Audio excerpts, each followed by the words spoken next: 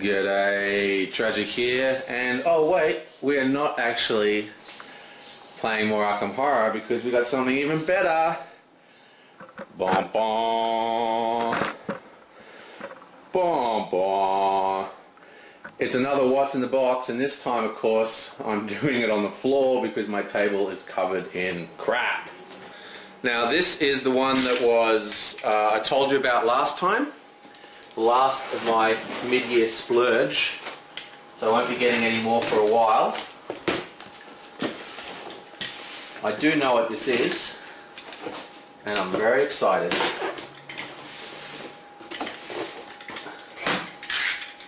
Okay, is this all in shot? What's going on here?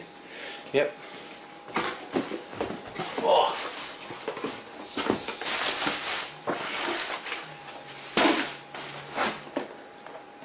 Okay, pull these suckers out.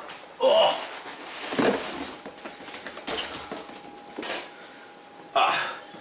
Firstly, we have Supernova.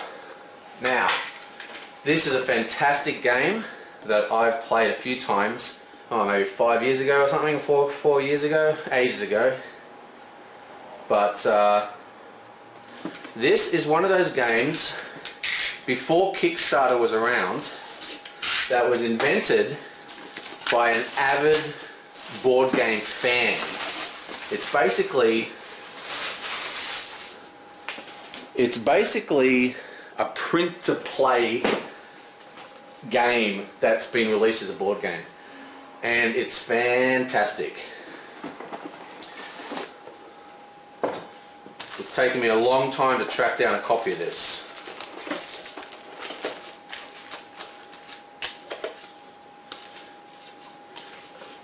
This is harder to do because I don't have my table.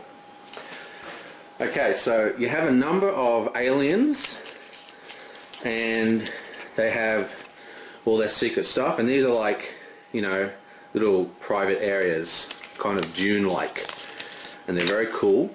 You have a number of these very interesting interconnecting tiles which don't seem to be that interesting as a playing piece. It's unlike most games that try to make all the tiles have all these special meanings. This game, it's all about just expanding into space, and the special meanings comes from as you play the game. Now, the core concept of this game is that there's all these aliens living in peace and harmony, and then a supernova goes off, and the game board shrinks and gets smaller and smaller and smaller as time goes by, as the supernova expands out across the universe. You know, all these little gems. And this is a fantastic game, and it's one of those games that, because it was like before Kickstarter, but it was the same kind of thing, like small self-published game. Well, not so much self-published, but, you know, I mean, look at the cards. They're not exactly the most great art cards, but very functional. But the thing is, this is made by a guy who loves board games, and it is just start to finish so well thought out. This is just a fantastic, fantastic game. So yeah, so it's a space, oh, here's a missing one. So yeah, it's a space combat game.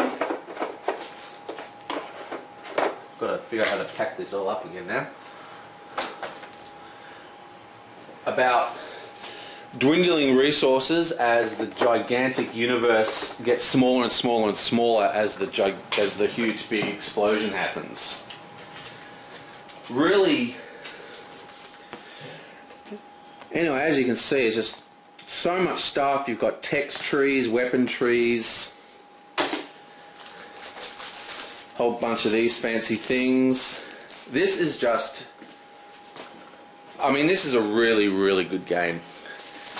I'm not going to say it's, you know, it's not going to compete with the likes of, I don't know, Eclipse maybe, but it is easily in Eclipse's category of excellence. it's just a very different game. Anyway, Supernova. Absolutely love this game. I've been looking for a copy of this forever. Like pretty much since I played it at Essen. Fantastic game. Cosmonauts. This is another great little game.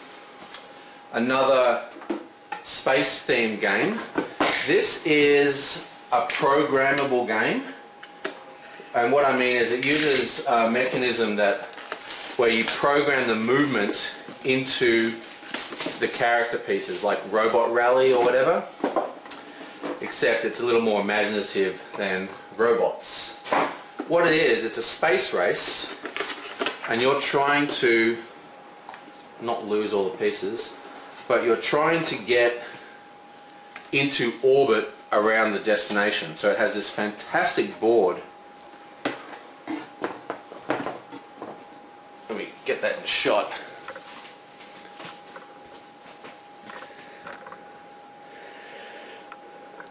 Now, the pieces are traveling to the center, or traveling to whatever planet you've got to land on and stuff, and you've got to program it with the thruster movements, left, right, up and down and stuff, and you've got to move around the board, and it's got orbital drift and all sorts of little mechanics that make it very cool.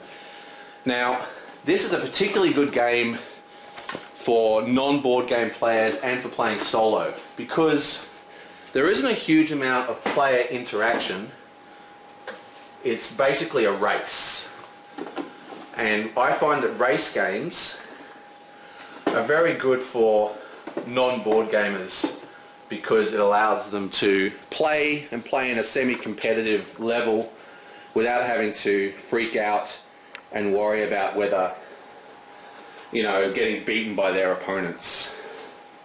This is a really, really good game. I mean, it's not Supernova, but very keen to play this one. And finally, an old school classic, Hannibal, Rome and Carthage. This is a kind of game I don't usually feature on the channel much. You know, it's a classic war game, historical war game. And this is one of my favourites that I've ever played, that I've been meaning to get a copy of for a long time, decades even. I can't remember if this is 98 or 88, but I found it ages ago. It's a beautiful game, very elegant rule system. Very elegant rule system. At a print, I believe. I had to get this, and I had to get Cosmonauts, which is another Kickstarter project, and I had to get Supernova, all from a Board Game Geek person. Ooh, lots of these punch cards have popped out.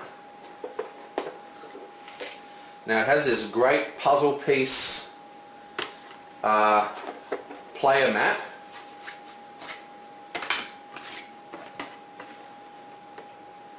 Which is supposed to be able to stick together very well.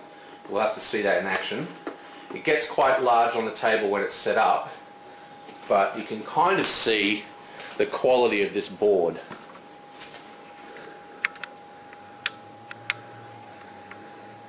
Just fantastic. Now this is a tactical war game, 2 players, and it's just I mean, it really is one of the greatest ones I've ever played personally. I don't know whether there's better ones or worse ones, but I do know that this one is absolutely fantastic. So, that is so much good news, I don't know what to say. And that's the end of my buying until next year. So, don't expect any more What's in the Boxes. I'll usually do some more What's in the Boxes at Christmas time, because I get a lot of Christmas presents. You know, because all my friends, they just look up my want list.